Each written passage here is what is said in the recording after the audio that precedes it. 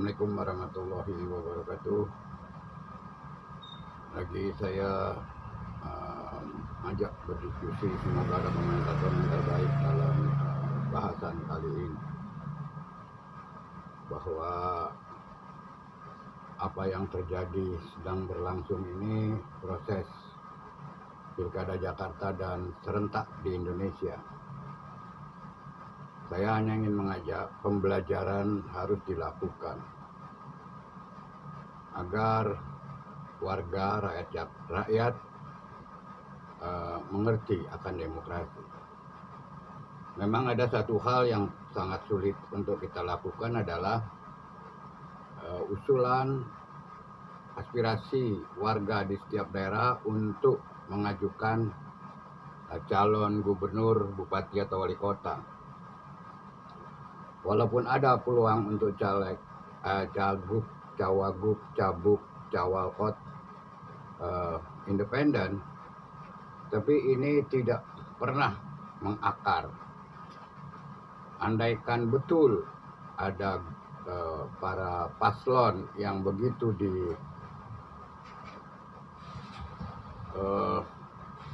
usung, didorong, didukung oleh warga, tentu saja mereka itu adalah orang yang memiliki potensi menang, potensi menjadi calon yang sesuai dengan aspirasi warga di setiap wilayah dalam proses pilkada.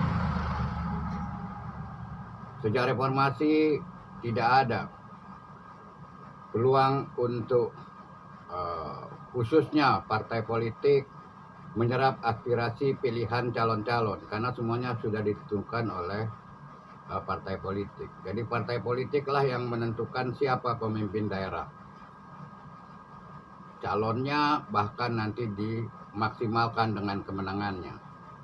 Warga hanya diminta untuk memilih. Kalaupun ada yang tidak memilih, itu pun diabaikan. Walaupun pada kali ini di Jakarta khususnya ada proyeksi perubahan dengan istilah coblos semua. Coblos semua itu sendiri boleh dibilang sebuah hak aspirasi berdemokrasi. Tapi sangat disayangkan kalau nilai akhir dari suara terpilih, suara yang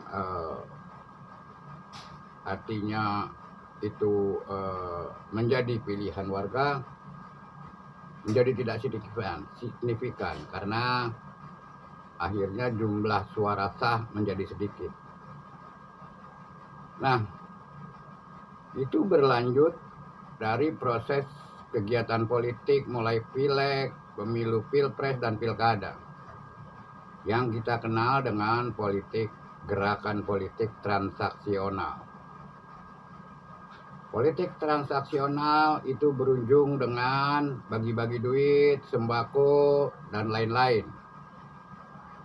Warga tidak perlu tahu, tidak perlu kenal, tidak perlu ngerti visi misi rencana masing-masing calon.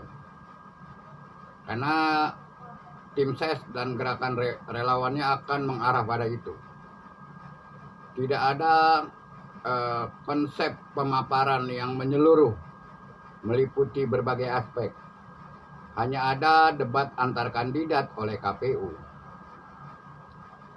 Sementara itu masing-masing paslon masuk ke daerah-daerah yang seolah-olah menyerap aspirasi, tapi padahal akhirnya menyatakan, lu pilih gua aja dah, nih gua yang paling baik, yang paling bagus. Nah, ini salah satu kelemahan kita.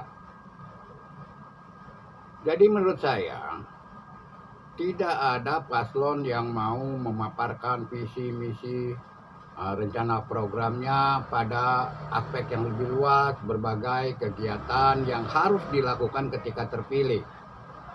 Harusnya itu tidak dimutlakkan menjadi debat kandidat oleh KPU. Setiap paslon harus berkeliling universitas di Jakarta, perguruan tinggi di Jakarta memaparkan, mengundang LSM dan kelompok-kelompok yang berminat pada penataan kota, perbaikan masa datang, menyempurnakan yang telah ada. Jadi jangan lagi deh ada yang janji RW kita kasih 3 miliar, ini kita bantu, itu kita bikinin ini itu kan janji-janji kampanye yang menyesatkan. Apakah ketika berjanji itu sudah tahu kondisi objektif yang harus dilakukan kemudian? Tentu saja tidak. Misalnya saja kalau RW yang selama ini paling tidak mendapat operasional 2 juta atau 2,5 juta, tidak ada evaluasi, tidak ada audit tentang apa yang dikerjakan. Apakah dana itu berguna, bermanfaat pada warga di tingkat RW? Bayangkan tiba-tiba disodorkan miliar, berantakan, berebut itu. Ya, akan terjadi kemungkinan konflik di lingkaran RW. Ini nggak usah lagi dilakukan. Terus kepada lembaga-lembaga tertentu akan dipotensikan bantuan-bantuan sifatnya uang, bukan konsep program. Ya. Jadi menurut saya kalau tidak dilakukan kajian-kajian yang komprehensif, yang menyeluruh pada lembaga-lembaga yang juga concern pada persoalan perubahan dan perbaikan kota, di Jakarta khususnya ini, tetap saja metode politik transaksional menjadi pilihan utama. Seluruh tim ses, relawan diharapkan merekrut, mendata calon pemilih, misalnya mengumpulkan fotokopi KTP yang kemudian nanti saat-saat menjelang pemilihannya diarahkan dengan janji 1 suara sekian, ada yang 100.000, ada yang 200.000 dan sebagainya dan sebagainya. Ini tidak merubah Indonesia secara demokrasi. Ini tidak membuat kebaikan buat warga Jakarta ketika ada yang terpilih. Karena orang kembali pada kehidupan masing-masing. Kritik saya adalah bahwa hentikan gerakan-gerakan bagi-bagi kaos, bagi-bagi stiker, bagi-bagi sembako, dan di ujungnya bagi-bagi duit jika ada data suara di TPS, di RW tertentu. Nah, ini artinya kita tetap memelihara kebrengsekan sistem demokrasi kita. Jadi harus ada paslon, harus ada tokoh yang berani mengatakan tolak uangnya, pilih sesuai hati nurani. Termasuk yang tidak memilih tentunya punya pilihan sikap. Jadi kampanye yang selama ini kita lihat adalah berujung pada gerakan-gerakan menjelang pemilihan di TPS, penghitungannya pun nanti dengan kalkulasi tertentu, sehingga rencana pembiayaan sudah disiapkan. Kalau ini terjadi terus-menerus, jangan berharap demokrasi tumbuh kembang dengan baik sesuai aspirasi warga, sesuai dengan nilai-nilai kepentingan masyarakat, warga yang harus diambil sebagai kebijakan dari gubernur, bupati, wali kota yang terpilih. Jangan harap. Jadi pinta saya adalah yang paling gampang buktikan aja. Ada paslon yang mengatakan saya tidak akan bagi duit. Boleh pilih saya, tidak pilih saya pun nggak apa-apa.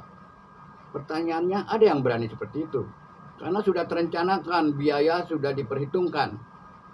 Perolehan suara itu di tingkat terbawah pun TPS dan sebagainya sudah direncanakan bersama-sama dengan tim ses dan relawan-relawan kampung. Relawan-relawan tingkat RW dan kelurahan.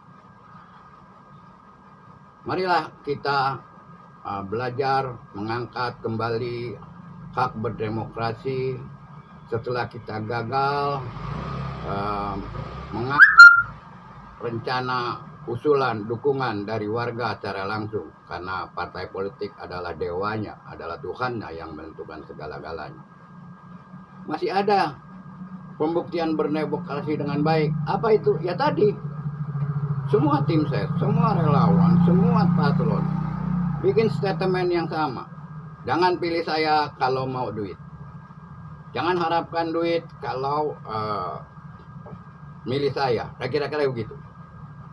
Jika ini terjadi, maka inilah langkah awal perubahan perbaikan berdemokrasi di masa mendatang.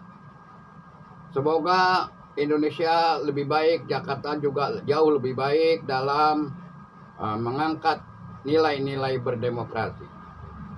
Kalau tidak, kemudian berulang-ulang, maka tidak ada perubahan dan perbaikan. Karena calon yang kita pilih, karena beli suara kita. Stop beli suara. Stop bermain politik transaksional. Semoga menjadi perhatian kita, orang-orang cerdas yang gunakan akal sehat, nilai hati nurani, mengangkat, menjaga demokrasi yang sebagaimana mestinya. Semoga ini menjadi pembelajaran buat kita semua. Jangan pernah berhenti untuk ngajarin orang-orang yang merasa pintar, padahal mereka bersembunyi memanipulasi kepintarannya dengan cara culas, cuma transaksi dan uang. Semoga Pilkada Jakarta bisa lebih baik dan tidak mengedepankan politik uang. Terima kasih. Assalamualaikum warahmatullahi wabarakatuh. Jangan lupa like and subscribe.